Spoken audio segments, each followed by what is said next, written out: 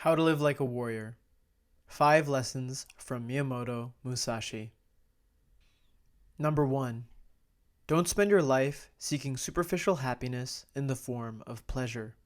Musashi says, do not seek pleasure for its own sake, and do not pursue the taste of good food.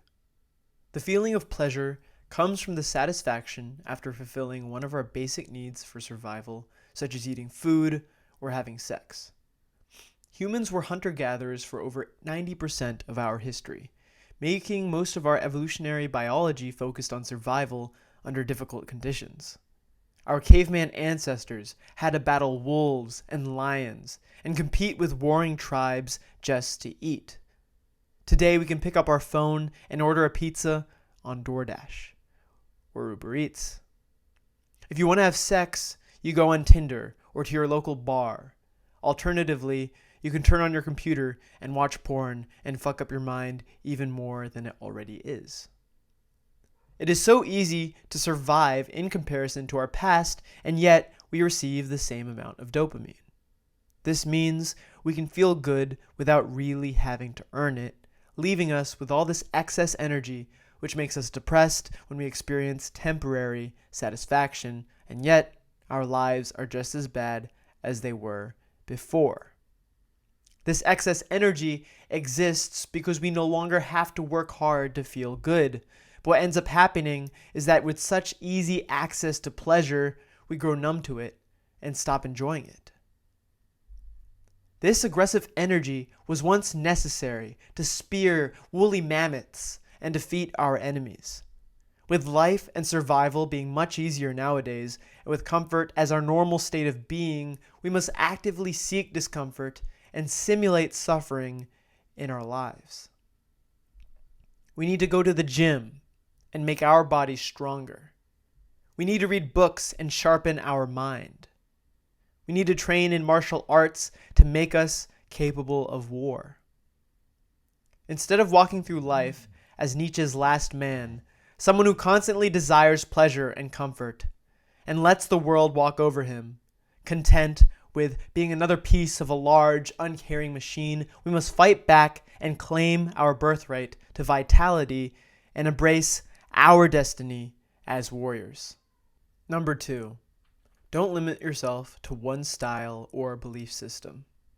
Musashi is a major advocate of learning multiple styles, both with martial arts and in philosophy. In all things, have no preferences. He says that we should be acquainted with every art and to know all professions. He compares the way of strategy to the work of a carpenter. Much like crafting the perfect strategy, the carpenter must develop a good plan and understand the capabilities of his tools and building materials, as well as the ground on which he is building. Similarly, the general must know his soldiers and the weapons at their disposal, as well as the terrain which will become the field of battle. Musashi, highly critical of Japanese sword schools that only taught specific styles within their strict and rigid system, advocated for having no style, learning them all and incorporating them into your own method of combat. He says, to attain the way of strategy as a warrior, you must study fully other martial arts, which is echoed by Bruce Lee in his concept of no way as the way. Both also discuss the formlessness of water, which flows with nature, adapting to any situation. We must also adapt to our surroundings, utilizing different strategies to solve different problems. Illustrated in Musashi's concept of the void, we must seek balance between our heart and mind, opening ourselves to new ideas, not limiting our beliefs to one specific way of thinking. We must diversify our ideas in order to experience the void and stay on the path of the warrior, or, as Musashi calls it, the way. As Bruce Lee says, absorb what is useful, reject what is useless, and add what is essentially your own. Make all these different styles, all these different set of beliefs, combine into your own point of view. Number 3. Don't determine your worth off the value of your possessions. Musashi calls us to be indifferent to where you live and do not hold on to possessions you no longer need. In a modern consumer materialistic society, we are often led to believe that our success is tied to the value of our material possessions. We are defined by an economic identity. The first thing we're asked is, what do you do for a living? Our jobs have become our identity, our souls reduced to cogs in an economic machine. The system wants us to become an economic man, like Nietzsche's Last Man, like the narrator in Fight Club, emasculated, stripped of our masculinity. Like the narrator, we are expected to express ourselves through how we consume. Which dining set defines me as a person? Creativity is stifled. Consumption is promoted. The system tells us, don't think differently. Don't contribute new ideas. Buy more things instead. But you're not how much money you have in the bank. You're not the car you drive. You're not the contents of your wallet. You're not your fucking khakis. You're the all-singing, all-dancing crap of the world. If you attach your worth to your possessions, the things you own will end up owning you. You'll be consumed by materialism, attempting to fulfill the void of meaning in your life with new TVs, new cars, more expensive clothes. But in the end, you will be just as empty as when you began. Instead of making yourself weaker by purchasing comforts you don't need, seek discomfort and find your worth in higher achievement and a greater purpose. The Mongols would survive for days off of a few sips of their horse's blood to satisfy their thirst. You can survive without your double cheeseburger and venti iced coffee with caramel. As Tyler Durden in Fight Club puts it, advertising has us chasing cars and clothes, working jobs we hate so we can buy shit we don't need. We're the middle children of history, man. No purpose or place. We have no great war, no Great Depression.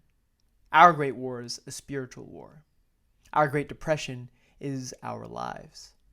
We've all been raised on television to believe that one day we'd all be millionaires and movie gods and rock stars, but we won't. And we're slowly learning that fact. And we're very, very pissed off. Number 4, do not fear death. Musashi says that, generally speaking, the way of the warrior is resolute acceptance of death. Death comes for us all. All a man can do is smile back. We're all going to die one day. So if death is an inevitability that we must all go through, it is also something that shouldn't be feared. If we fear death, we will in turn fear life. And in our caution to avoid death, we'll avoid living life to its fullest. Life is best lived while taking risks to achieve greatness. Seneca considers death the last duty of life. In the film Troy, before Achilles is meant to fight this large monster of a man in order to save the lives of all the combatants who were going to fight that day, he is awoken by a young child. And as this child is helping Achilles with his things and get on his horse, when remarking on the size of Achilles' soon-to-be opponent, the child says, "That's the largest man I've ever seen. I wouldn't want to fight him." And Achilles replies, "That is why no one will remember your name." Life is about taking risks, even risking our lives for the small sliver of chance to go down in history as a great individual. In the same film, Achilles also says, "The gods envy us. They envy us because we're mortal, because any moment may be our last. Everything is more beautiful because we're doomed. You will never be lovelier than you are now. We will never be here again." We are given a small sliver of time in this world. It is better to have lived a short life that was full than a long one that was empty. In Shakespeare's play, Julius Caesar, it is said, "A coward dies 1,000 times. The brave man dies once." It seems to me most strange that men should fear, seeing that death, a necessary end, will come when it will come. A warrior fights to survive and defeat his enemies, but in the end, when he can't fight anymore, welcomes death like an old friend, with a courageous smile on his face. Number 5. Train constantly. Musashi says, "The way is in training." We can have all the goals and dreams in the world, but we must work hard and train to realize them. He also says the warrior's is the twofold path of pen and sword, and he must have a taste for both ways. We must train constantly, attaining peak physical performance so that we can be more capable of waging war, and train our mind so that we will know which battles are worth fighting. If we master self-discipline, putting every ounce of our being into greatness and higher achievement, if we train constantly, we can reach the state of void and fulfill our destiny as warrior philosophers. I hope you guys enjoyed the video. I'm going to be trying to make more on Musashi, as I know a lot of you want me to do. I haven't really done a lot of videos on Musashi recently, and there's just so much you can extrapolate out of his very simple but deep and profound philosophies, and I want to get more into that, tying it to other philosophers like I have. I've tied it to Nietzsche and Stoic philosophers such as Seneca, and he's just a really interesting figure, and I want to do a lot more videos on him. But anyway, I hope you enjoyed the video. Thank you for watching, and as always, this is the Warrior Philosopher, building the foundations of the warrior philosophy. We'll see you next time.